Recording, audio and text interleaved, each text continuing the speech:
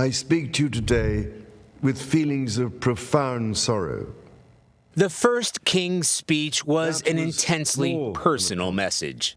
Queen Elizabeth was a life well lived, a promise with destiny kept, and she is mourned most deeply in her passing. That promise of lifelong service I renew to you all today. Where he spoke lovingly of William and Kate and his other son.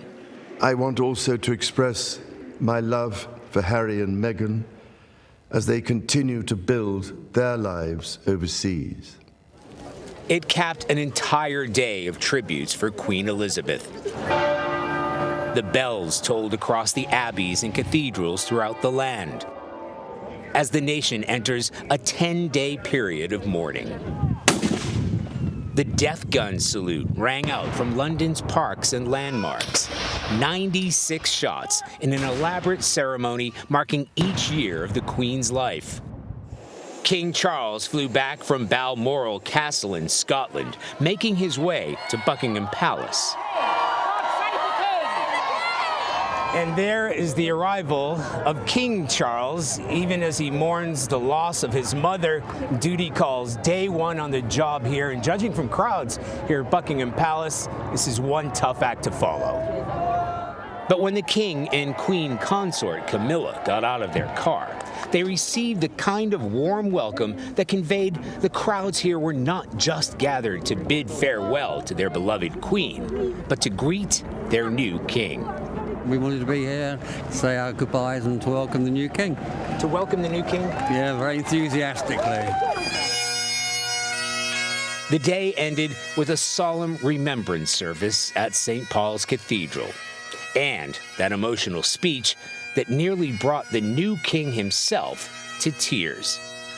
And to my darling Mama, as you begin your last great journey, to join my dear late Papa, I want simply to say this: thank you. And Catherine, actually, I want to bring in right now Charlie Daggett, who's been covering all of this with me. We've been awake for hours. And one of the most consequential things that we've been hearing from people here has been about the new King's speech. Charlie, what did you make of it? Well, it was really so packed with emotion, right? So it had... There's the king who, just yesterday lost his mother. He's taken on this important role, this vitally important role, the role of his life, at 73 years old.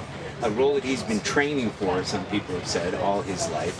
And yet it was packed with emotion. He talked about his love for Kate and William, his love for Harry, his love for Meghan.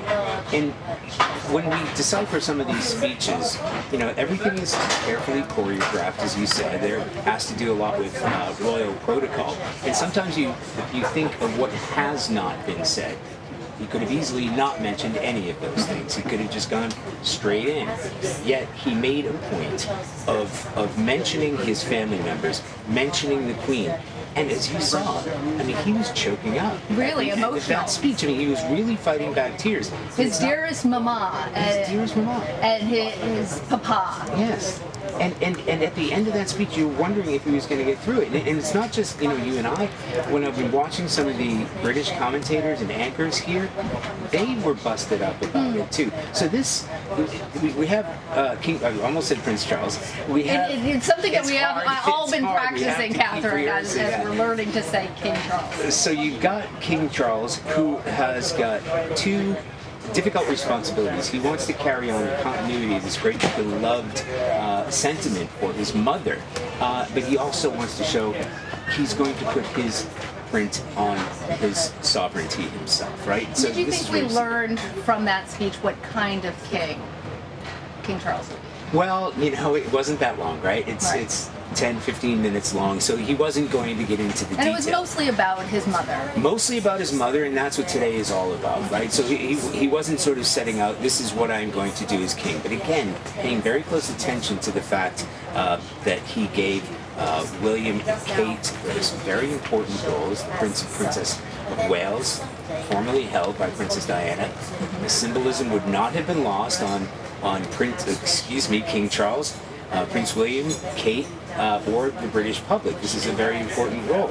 And he's also nodding to Harry and to Meghan, which shows that he's trying to put some unity into this family. So he has said, look, this is who I am. This is the king I'm going to be. As far as the nitty-gritty, that will come. But this has also been a very dynamic person. You know, he has been a statesman long before he took this role. He's been very involved in climate, business, architecture here, international affairs. So you're going to see a very active and engaged king.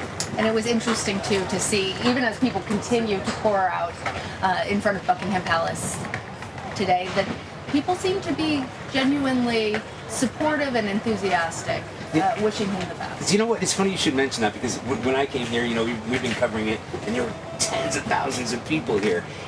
We putting flowers at the gates, right? We immediately thought, well, they've come here in order to show their respect, right, and share the sorrow. A lot of emotional people out here.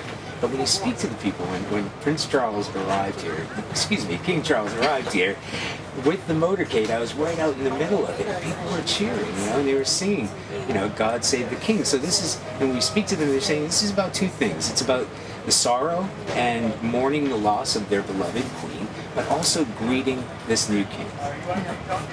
There's a lot happening here, and we will continue watching all of it. Catherine, sending it back to you. Charlie D'Agata and Lana, Zach, thank you.